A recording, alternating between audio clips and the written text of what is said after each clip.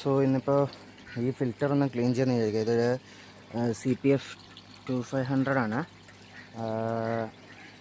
ഈ ഫിൽറ്ററിൽ ക്ലീനിങ് നടക്കുന്നുണ്ടായിരുന്നു, പക്ഷേ അതിപ്പോൾ ഞാൻ വെള്ളം ഒട്ടും ക്ലിയർ ആവുന്നില്ല എത്രയൊക്കെ ഇത് ചെയ്തിട്ടും. ആദ്യം ചെയ്യുന്നത് ഇതിൻ്റെ UV യൂണിറ്റ് ഊരി മാറ്റി വയ്ക്കലാണ്. കാരണം ഇത് അടക്കം കൊണ്ടുപോകാന്ന് വെച്ചാൽ വയറും എല്ലാം കൂടെ ചുറ്റിപ്പറക്കിക്കൊണ്ട് വേണം നമ്മൾ കഴുകുന്നിടത്ത് കൊണ്ടുപോകാൻ. അപ്പോൾ ആദ്യം UV യൂണിറ്റ് അഴിച്ച് മാറ്റാൻ പോവുകയാണ്. അപ്പോൾ അതിന് ഇവിടെ 4 സ്ക്രൂ ഉണ്ട്. ആ 4 സ്ക്രൂ അഴിച്ച് കഴിഞ്ഞാൽ നമുക്കിത് പൊക്കിയെടുക്കാൻ പറ്റും. പിന്നെ 4 സ്ക്രൂ അഴിച്ചിട്ടുണ്ട്. അപ്പോൾ ഇനിയിപ്പോൾ മെല്ലെ മെല്ലെ നമുക്കിത് ഇളക്കാൻ നോക്കാം. അപ്പോൾ 4 ഊരി കഴിഞ്ഞു. ഇത്രയാണ് നമ്മൾ കൊണ്ടുപോകുന്നതിന്. നമുക്ക് കൊണ്ടുപോയിട്ട് ക്ലീൻ ചെയ്ത് നോക്കണം. സോ ഇതാണ് അതായത് ഫിൽറ്ററിൻ്റെ ഉൾഭാഗം. അപ്പോൾ ഇതിലിനി നമുക്ക് ഈ സ്പോഞ്ചുകളെല്ലാം സെപ്പറേറ്റ് ചെയ്തെടുക്കണം. അപ്പോൾ അതിന് വേണ്ടി ചെയ്യേണ്ടത് ഫസ്റ്റ് ഈ സ്ക്രൂ ഉള്ളത് ഊരണം, പിന്നെ ഇത് കറക്കി വരാൻ പറ്റും. അപ്പോൾ ഇത് രണ്ടും നമുക്ക് ഊരാം. ഞാൻ നോക്കട്ടെ, ഒറ്റക്കൈ വെച്ച് ചെയ്യാൻ പറ്റുമെങ്കിൽ വീഡിയോയിൽ ചെയ്യാം.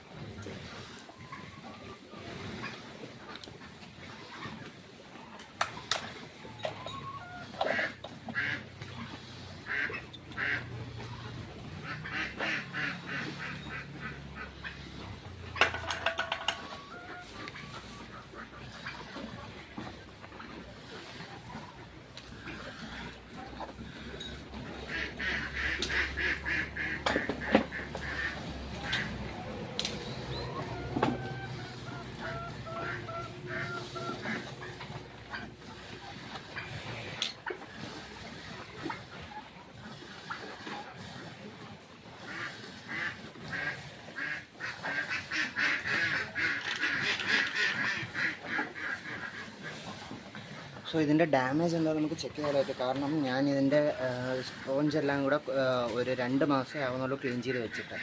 ഇങ്ങനെ ഫുള്ളായിട്ട് ഇളക്കി ക്ലീൻ ചെയ്യുന്നത് നമുക്ക് അധികം ഫിഷുകൾ കീപ്പ് ചെയ്യാത്തൊരു ടാങ്കിലാണെന്നുണ്ടെങ്കിൽ വർഷത്തിലൊരിക്കലൊക്കെ ചെയ്താൽ മതിയാവും ഇതിൻ്റെ ഇത്.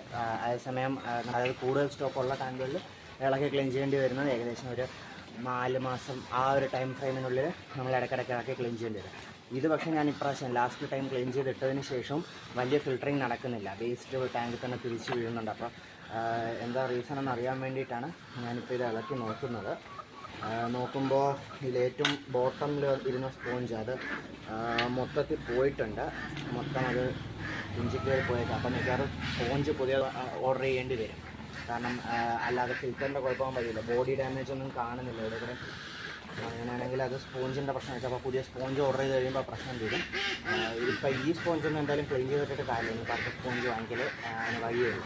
ഒരു ലക്ക് നമുക്കുണ്ട്. ഞങ്ങൾക്ക് മുമ്പൊരു CPFൻ്റെ ഫിൽറ്റർ ഉണ്ടായിരുന്നു. അപ്പോൾ ആ ഫിൽറ്ററിന് വേണ്ടി ഞങ്ങൾ വാങ്ങിച്ച് അതായത് ആ ഫിൽറ്റർ കുറച്ച് നാൾ യൂസ് ചെയ്തായിരുന്നു. അതിനുശേഷം അതിൻ്റെ സ്പോഞ്ചുകൾ കേടായപ്പോൾ ഞങ്ങൾ എക്സ്ട്രാ ഒരു സെറ്റ് സ്പോഞ്ച് വാങ്ങിച്ചിട്ടുണ്ടായിരുന്നു.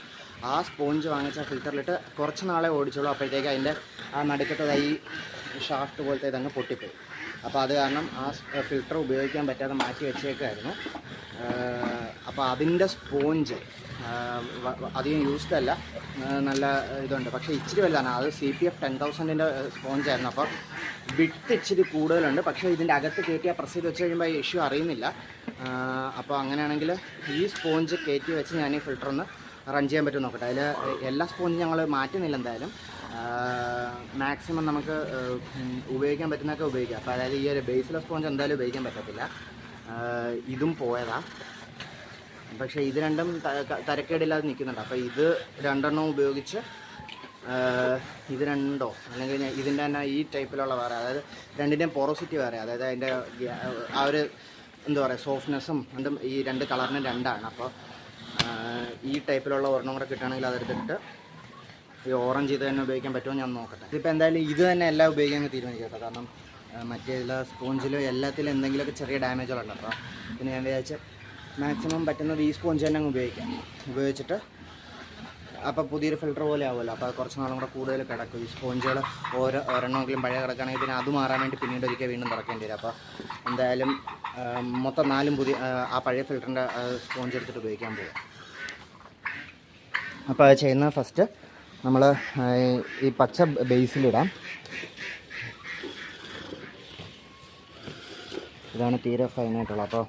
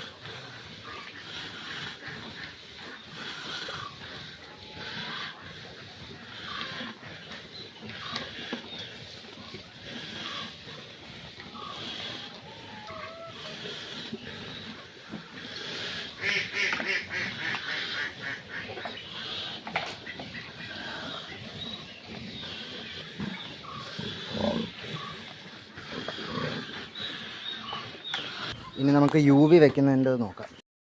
സോ ഞാനിവിടെ വഴിയൊന്നും തുറന്നിട്ടിരുന്ന ടർക്കികളെല്ലാം ടാങ്കിൻ്റെ അടുത്തുണ്ട്.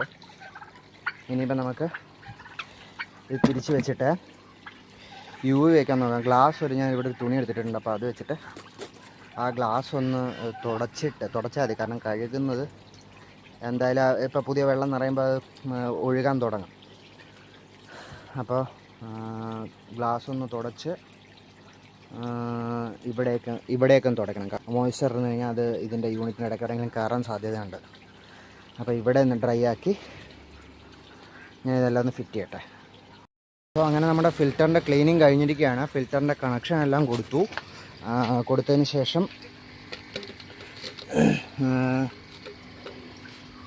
ശേഷം നമ്മളിപ്പോൾ ഇതാ വെള്ളം വീണുകൊണ്ടിരിക്കുകയാണ്. കുറച്ച് വെള്ളം ടോപ്പപ്പ് ചെയ്ത് വെക്കുക. കാരണം ഫിൽറ്ററിൻ്റെ ക്ലീനിങ്ങിൻ്റെ സമയത്തൊക്കെ വെള്ളത്തിൻ്റെ ലെവൽ ഇച്ചിരി താഴ്ന്നിട്ടുണ്ട്. അപ്പോൾ അത്രയും മാത്രം ടോപ്പപ്പ് ചെയ്ത് വെക്കുക. പക്ഷേ വെള്ളം നല്ല വൃത്തികേടായിട്ട് കിടക്കുക. അത് നമുക്ക് എന്തായാലും ഒരു 4-5 മണിക്കൂർ എടുക്കും വെള്ളത്തിൻ്റെ പുതിയ ക്ലാരിറ്റി എല്ലാം വരാനുണ്ടെങ്കിൽ അത് വരാനുള്ള ടൈം എടുക്കാം. അപ്പോൾ ഒരു 4-5 മണിക്കൂർ കഴിഞ്ഞിട്ട് നമുക്കൊന്ന് ചെക്ക് ചെയ്ത് നോക്കാം. വെള്ളം തെളിയാൻ തുടങ്ങുകയാണെങ്കിൽ ഓക്കെയാണ്. പിന്നെ ഒരു നാളെ രാവിലെയൊക്കെ ആകുമ്പോഴത്തേക്ക് അല്ലെങ്കിൽ ഒരു ഉച്ച ആകുമ്പോഴത്തേക്ക് വെള്ളം നന്നായിട്ട് തെളിഞ്ഞ് കിടക്കും. എന്തായാലും ഇത്രയും ചെയ്ത സ്ഥിതിക്ക് ഇനിയിപ്പോൾ ഫിഷുകളുടെയും കൂടെ ഒരു ഇത് ചെയ്തേക്കാം. ഇപ്പോൾ ഇതാണ് ഞങ്ങളുടെ കയ്യിലുള്ള സ്റ്റോക്ക്. അപ്പോൾ ഇത് ഇപ്പോൾ ലേറ്റസ്റ്റ് ആയിട്ട് വന്നതാണ്. 2 ആഴ്ചയായി വന്നിട്ട് സ്റ്റോക്ക്. അപ്പോൾ നല്ല ആക്റ്റീവായിട്ടുള്ള ഫിഷുകളാണ്.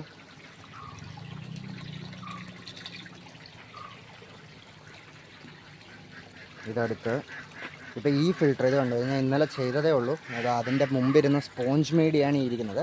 സ്പോഞ്ച് മാറ്റിയിട്ട് ഞാൻ പകരം വേറൊരു ഫിൽറ്റർ മീഡിയ വെച്ച് വേസ്റ്റ് മാക്സിമം പിടിച്ചെടുക്കാനുള്ളൊരു ചെയ്യാണ്. അത് ഇത്ര നേരം നോക്കിയിട്ടും നന്നായിട്ട് വർക്ക് ചെയ്യുന്നുണ്ട്. അപ്പോൾ അങ്ങനെയാണെന്നുണ്ടെങ്കിൽ ഇത്രയും ഹെവി ആയിട്ടുള്ള സ്പോഞ്ചുകൾ ഉപയോഗിച്ച് അത് കഴുകാനും സ്പോഞ്ച് ക്ലീൻ ചെയ്യാനും നല്ല പാടാണ്. ഇതാകുമ്പോൾ ക്ലീൻ ചെയ്യാൻ വളരെ എളുപ്പമാണ്. അപ്പോൾ അത് ഞങ്ങൾ അടുത്ത വേറൊരു സംഭവം നോക്കിക്കൊണ്ടിരിക്കുകയാണ്. അപ്പോൾ അങ്ങനെയാണെങ്കിൽ സ്പോഞ്ചിനെ റീപ്ലേസ് ചെയ്ത് ഇത് വെച്ചിട്ട് പിന്നെ സ്പോഞ്ച് മീഡിയ ആയിട്ട്, അതായത് ഫിൽറ്ററിന് ബാക്ടീരിയ ഗ്രോത്തിന് വേണ്ടുന്ന മീഡിയ ആയിട്ട് സ്പോഞ്ചും പിന്നെ എന്തെങ്കിലും റോക്സോ ഒക്കെ വെച്ചിട്ട് ചെയ്യുന്ന ഒരു ഇതും കൂടെ ഇവിടെ നടക്കുന്നുണ്ട്. ഇത് ഞങ്ങളുടെ കോഴിക്ക് ഞങ്ങൾ ചീര കൊടുക്കുന്നത്, ചീരയുടെ ഇല നമ്മൾ കോഴിക്ക് പലതരം, അതായത് കോഴി രണ്ടും കഴിക്കുന്ന മീൻ, അതായത് സസ്യങ്ങളും കഴിക്കും, അതുപോലെ തന്നെ ചെമ്മീൻ മിക്സ് ചെയ്ത് വരുന്ന പെല്ലറ്റ് ഫീഡുകളും. നമസ്കാരം. ഇതിപ്പോൾ അടുത്ത ദിവസമാണ്. ഇന്നലെ രാവിലെ ഒരു 11 മണി ആ ഒരു സമയത്താണ് ഫിൽട്ടർ ക്ലീൻ ചെയ്തിട്ട് നമ്മൾ വീണ്ടും തിരിച്ചിട്ടിരുന്നത്. അതിനുശേഷം ഇപ്പോൾ പിറ്റേന്ന് രാവിലെ ഇപ്പോൾ സമയം 10 മണിയായിട്ടുണ്ട്. വെള്ളം ഒരുവിധം തെളിഞ്ഞിട്ടുണ്ട്. നമുക്ക് അടി വരെ കാണാൻ പറ്റുന്നുണ്ട്. ക്യാമറ കാണുന്നുണ്ടോ എന്ന് അറിയത്തില്ല. പക്ഷേ നമുക്ക് ഇന്നലെ ആ വേസ്റ്റ് അടിഞ്ഞ് കിടന്ന് വെള്ളം മൊത്തത്തിൽ കലങ്ങി കിടന്നതൊക്കെ മാറിയിട്ട് ഇപ്പോൾ അടിയിലുള്ള പമ്പും അടിയിൽ ഫിഷ് നടക്കുന്നതൊക്കെ നമുക്ക് ലൈറ്റായിട്ട് കാണാൻ പറ്റുന്നുണ്ട്. ഒരു പച്ച ടിൻ്റുണ്ട്, അത് മാറി വരെ ഇച്ചിരി കൂടെ ടൈം എടുക്കും. പക്ഷേ ഇതിൽ പ്രശ്നം പറ്റിയെന്ന് വെച്ച് കഴിഞ്ഞാൽ ഇന്നലെ വൈകുന്നേരം ഒരു 5 മണി മുതൽ പിന്നെ രാത്രി ഒരു 10 മണി വരെ കറണ്ടില്ലായിരുന്നു. അപ്പോൾ ആ ഒരു ടൈം അത്രയും ഫിൽറ്റർ ഓഫായിരുന്നു. ഇന്നിപ്പോൾ രാവിലെയും ഒരു 2 മണിക്കൂർ കറണ്ട് ഇല്ലായിരുന്നു. അതിന് ശേഷമാണ് ഈ തെളിച്ചം. അപ്പോൾ ചിലപ്പോൾ ആ ഒരു ടൈമും കൂടെ റൺ ചെയ്തിരുന്നെങ്കിൽ കുറച്ചുകൂടെ വൃത്തിയായേനെ. അപ്പോൾ ചിലപ്പോൾ ഇന്ന് വൈകുന്നേരം ആകുമ്പോഴത്തേക്ക് കുറച്ചുകൂടെയൊക്കെ നമുക്കൊന്ന് തെളിഞ്ഞ് അടി കാണാൻ പറ്റുന്നൊരവസ്ഥയാവും. അപ്പോൾ ഈ വീഡിയോ ഇഷ്ടപ്പെട്ടെന്ന് വിചാരിക്കുന്നു. ഇനി ഇതുപോലെയുള്ള എന്തെങ്കിലും ഞങ്ങളിവിടെ ചെയ്യുന്നുണ്ടെങ്കിൽ ഞാൻ മാക്സിമം അതിനൊക്കെ പറ്റി വീഡിയോ എടുക്കാൻ ശ്രമിക്കാം.